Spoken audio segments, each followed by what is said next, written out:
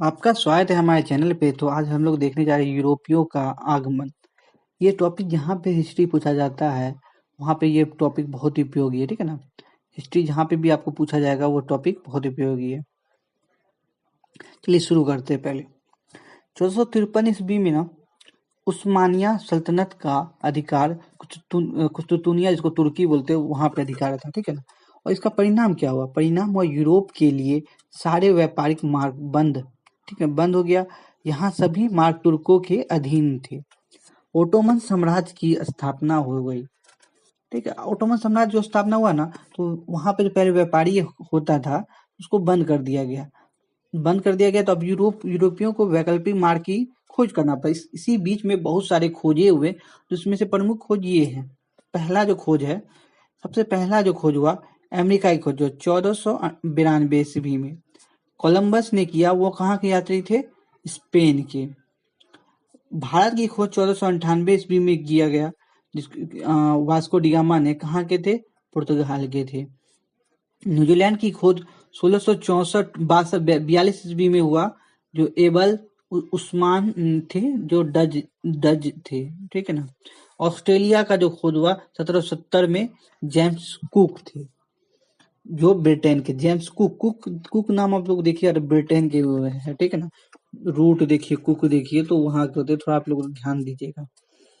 देखिए भारत आने का क्रम, देखिए कंपनी का भारत आने का क्रम और बनने के क्रम में अंतर है। दोनों में अंतर है, भारत के आने का क्रम और बनने के क्रम में बहुत अंतर है।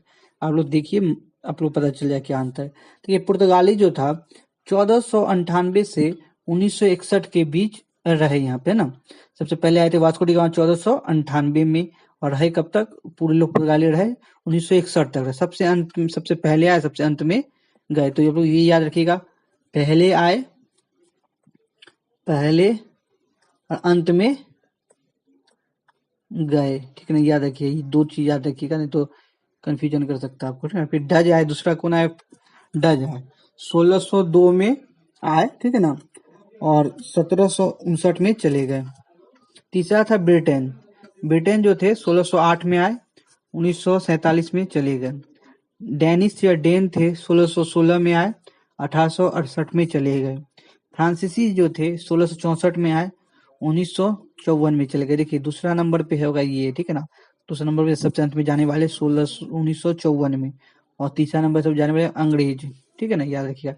सबसे पहले कौन चले गए भारत से? ये पूछा जाएगा एग्जाम में, सबसे पहले भारत से किसकी विदाई हुई? तो याद रखिए, सबसे पहले विदाई इसका हुआ। लिख देते हैं यहाँ पे, विदाई, फर्स्ट विदाई हुआ, फर्स्ट विदाई, ठीक है ना, विदाई, ठीक है। सबसे पहले विदाई किसका हुआ? तो आप लोग इसको ध्यान दीजिएगा। अब देखिए, अब जो ये है किस कौन कौन कंपनी पहले स्थापना हुआ, कंपनी के बनने का क्रम, वो कहीं भी बने उससे मतलब नहीं, कब बना वो कंपनी वो देखना हम लोग को। पुर्तगाली जो ना 1502 में बना, देखिए 1498 में आया, तो यहाँ से गए वास्को डी गामा, 60 गुना मुनाफा कमाया। वहाँ का सभी लोग देखे तो बोले, कहा नहीं, आप कंपनी बनाना चाहिए, व्यापार बहुत आगे जाएगा हम लोग का। तो 1502 में जो है कंपनी का स्थापना किया, एस्टाडो द इंडिया नाम दिया गया। अब उसके सेकंड नंबर पे देखिए, यहाँ पे आने का क्रम में डच है, लेकिन कंपनी बनाने का क्रम ब्रिटिश है। 16वीं में ब्रिटिश ने बनाया। Governor and company of merchants of the London trading into the East Indies, ठीक है ना। ये नाम था कंपनी का शुरुआत में जो बना था, बाद में इसी कुछ विलय हो गया तो बोल दिया गया ईस्ट इंडिया कंपनी। तीसरा है आपका डच। डच 1602 में बना, वेरिंगडगरे ओस्ट इंडीज कंपनी बना। फिर चौथा नंबर पे आपका डेनिश कंपनी 1616 में बना, डैन ईस्ट इंडिया कंपनी। फिर पांचवा नंबर फ्रांसीसी 1664 में बना, कंपनी डेस इंडेस ओरिएंटलेस, ठीक है ना। छठा जो था, आखिरी जो कंपनी था जिसका स्थापना हुआ, स्वीडिश कंपनी 1731 ईस्वी में। अब देखिए यहाँ पे जो प्रथम पुर्तगाल यात्री जो आया उनका नाम क्या था? देखिए उनका नाम तो सभी जानते हैं, पर लिख देते हैं यहाँ पे, Vasco D gamma. Vasco D gamma, ठीक है ना, वास्को डी गामा थे, ठीक है ना, वास्को डी गामा थे। और यहाँ पे देखिए सबसे पहले जो है 17 मई को आए 1498 ईस्वी में। 90 दिन की यात्रा की, यहाँ तक आने में थोड़ी यहाँ तक आने में जो सहायता की अब्दुल मजीद, जो गुजरात के नाविक थे, उन्होंने सहायता किया। कालीकट केरल पे पहुंचे सबसे पहले। वहां के राजा थे, राजा जयमुरीन ने उनका स्वागत किया और मसाला खरीदे, काली मिर्च खरीद के वहां 60 गुना मुनाफा कमाया। जब वहां गए ना तो 60 गुना मुनाफा कमाया, बोले बहुत अच्छा व्यापारी है। तब सबका ध्यान भारत की ओर अग्रसर हुआ, ठीक है ना। इसका जो कंपनी है, इसको उद्देश्य क्या था? पहला तो उद्देश्य था व्यापार का विस्तार करना। व्यापारिक मार्ग बंद कर दिया गया था तुर्की द्वारा, तुर्को कुस्तुतुनिया जो था उसको वहां पे बंद कर दिया गया था। फिर धर्म प्रचार दूसरा था, सबसे इम्पोर्टेंट धर्म प्रचार था, ठीक है ना। लोग का ये था, व्यापारी दोनों था। वास्को डी गामा 3 बार भारत आया। कितना बार है? 3 बार, ठीक है। 3 बार 1498 ईस्वी में आए, 1502 ईस्वी में और 1524 ईस्वी में, ठीक है ना, वायसराय के रूप में। देखिए पेट्रो अल्वारेज के दूसरा जो यात्री था पुर्तगाली, जो वास्को डी गामा के बाद आया, पेट्रो अल्वारेज केब्राल जो था 1500 एडी में ईस्वी में आए, ठीक है ना। तो ये याद रखिएगा आप लोग। प्रारंभिक जो फैक्ट्री थी कोचीन, कोचीन जो है केरल में, कोचीन कहाँ है? प्रारंभिक फैक्ट्री कोचीन केरल में है, 1503 ईस्वी में स्थापित किया गया और यह आरंभिक राजधानी थी पुर्तगालियों की। दूसरा फैक्ट्री था कन्नौर, कन्नौर जो था 1505 ईस्वी में स्थापित किया गया, कन्नौर। अब देखिए यहाँ पे Francisco de Almeida, Francisco de Almeida जो था 1505 से 1509 ईस्वी तक उनका शासनकाल था। वो प्रथम वायसराय थे। वो बोलिएगा ना एग्जाम में, पुर्तगालियों का प्रथम वायसराय कौन थे? फ्रांसिस्को डी अल्मेडा, ठीक याद रखिएगा, फ्रांसिस्को डी अल्मेडा। उन्होंने शांत जल की नीति लाया था। शांत जल की नीति क्या था?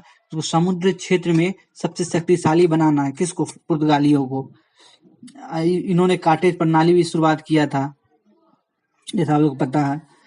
इस देखिए इसका ये जो ना चौल का युद्ध हुआ इनके साथ 1508 से 1509 के बीच। गुजरात साथ में था, तुर्की, मिस्र के खिलाफ अल्मेडा ने लड़े, इन तीनों के साथ, ठीक है ना, खिलाफ लड़े। तो इसका बेटा मारा गया। बेटा जो मारा गया ना, तो फिर क्या हुआ, ये अल्मेडा ने 1509 ईस्वी में अल्मेडा ने हिंद महासागर में गुजरात, तुर्की, मिस्र की सेना को पराजित किया और पुर्तगाली सबसे शक्तिशाली होकर उभरे। लेकिन देखिए संयुक्त सेना को हराना बहुत बड़ी बात होती है अब मध्यकाल में।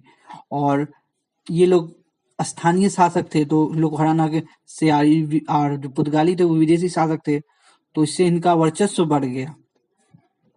चुनौती क्या थी? देखिए चुनौती थी भारत में पुर्तगाली व्यापारियों साम्राज्य स्थापित करना और पहले से जमे तुर्की साम्राज्य व्यापारी को हटाना है। किसके सामने चुनौती थी? इसका ये जो लाने का मेन मकसद था ब्लू वाटर पॉलिसी, कि ये लोग को हटाना है हम लोग।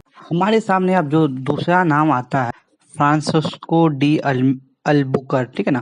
फ्रांसिस्को डी अल्बुकर जो थे भारत में पुर्तगाली शक्ति का वास्तविक संस्थापक इनको माना जाता है। 1510 एडी में, मतलब ईस्वी में इस गोवा को जीता और यूसुफ आदिल शाह बीजापुर से, ठीक है ना। और भटकल का किला जो था कृष्णदेव राय से इन्होंने अनुमति से लिया, ठीक है ना। सेंट पॉल स्कूल जो है ना, ईसाई स्कूलों का स्थापना इन्हीं के काल में पहली बार प्रारंभ हुआ, ठीक है। ब्लू वाटर जो पॉलिसी था उसको प्रतिबंधित कर दिया बुकर ने। वैवाहिक नीति अपनाया कि भारतीयों से विवाह करने को प्रोत्साहन किया। अपनी सेना में भारतीयों की नियुक्ति की और इसने हुगली में पुर्तगालियों का अस्थायी कारखाना अकबर की अनुमति के बाद स्थापित किया गया। अब देखिए यहाँ पे बात है नूनो दा कुन्हा जो था 1529 से 1538 एडी में। 1530 में ना गोवा को अस्थायी राजधानी मिली। देखिए 1510 में गोवा को बीजापुर से अधिकृत किया गया, ठीक है। उसके बाद हुआ 1530 में गोवा को अस्थायी राजधानी बना दिया गया और सबसे अंत में 1561 ईस्वी में गोवा तक इसका शासन रहा, ठीक है ना। उसके बाद लोगों ने छोड़ के चले गए। इन्हीं के काल में द्वीप, हुगलू, सैंथोमी, मद्रास, पूर्वी तट पर महिलों का व्यापारी वहां पे स्थापित हुआ, ठीक है ना। देखिए गुजरात के समकालीन शासक थे बहादुर शाह। गुजरात के समकालीन शासक थे बहादुर शाह, गुजरात के उस समय के समकालीन शासक थे। और देखिए यहाँ पे क्या कुछ व्यवस्था एवं कूटनीति थे। देखिए लोग क्या था, कार्टेज प्रणाली जो है ना, कार्टेज प्रणाली जिसको ब्लू वाटर पॉलिसी कहते हैं, वही है, ठीक है ना। ब्लू वाटर पॉलिसी जो था, ब्लू वाटर पॉलिसी था ना, तो अगर आपको समुद्र में शक्ति नौसे मतलब अपना नौसेना को मजबूत करना था, और अगर उसको समुद्र में जाना था, तो उसको क्या चाहिए था, कि उसको कि पहले अनुमति चाहिए था। अनुमति पद को ही कार्टेज प्रणाली कहते हैं। हिंद महासागर व्यापार परमिट जो अकबर ने भी स्वीकार किया, ठीक है ना। यहाँ पे देखिए जो कार्टेज प्रणाली था ना, काली मिर्च और गोला बारूद पर प्रतिबंध था। आप कुछ भी कीजिए, परमिट ले लीजिए, मगर काली मिर्च और गोला बारूद का व्यापार नहीं कर सकते हैं। और उसी समय एक राजनीतिक विवाह हुआ, ठीक है। राजनीतिक विवाह क्या हुआ, 1661 में पुर्तगाली राजकुमारी कैथरीन का विवाह जो ब्रिटिश राजकुमार चार्ल्स तृतीय से हुआ। अब बम्बई को ब्रिटिश को दहेज में दे दिया, ब्रिटिश जो कंपनी थी उसको दहेज में दे दिया। अब देखिए यहाँ पे जो है एक दो तीन बात आपको जो पहला बता दिया, कैथरीन वाला बता दिए। अकबर ने ना, अकबर जो आपको यहाँ पे लिख देते हैं, अकबर जो है हुगली में अनुमति दिया कि आप व्यापार खोल लीजिए, ठीक है ना। हुगली में दिया कि अनुमति कि आप व्यापार खोलिए पुर्तगाली को, लेकिन हुगली को इसका बेटा जो था शाहजहां, वो जीत लिया, ठीक है ना। शाहजहां जीत लिया, याद रखिए, हुगली को प्राप्त कर लिया।